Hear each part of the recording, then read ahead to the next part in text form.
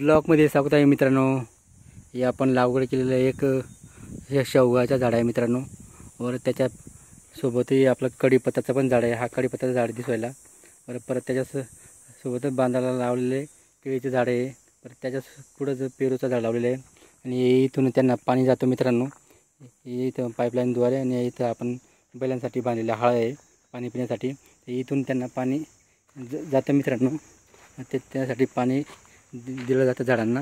हे शेवगाचं झाड आहे, हे परत केळीचं झाड आहे आणि परत तिकडं शेवटी मग पेरूचं झाड आहे मित्रांनो. पाहू शकता तुम्ही.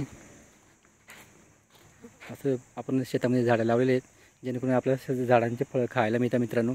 त्याच्यामुळे आपण एक दोन कसलेही झाडं असो लागवड केली पाहिजे. तर मित्रांनो, हे आहे सीताफळाचं झाड. त्याला आता खूप असं नवीन पत्ती आलेले आहे झाडाला. आणि हे आहे आंब्याचं झाड लागवड केलेलं आहे. परत ते रामफळाचं झाड लागवड केलेलं आहे लहान लहान. ते अजून लहान लहान आहे मित्रांनो.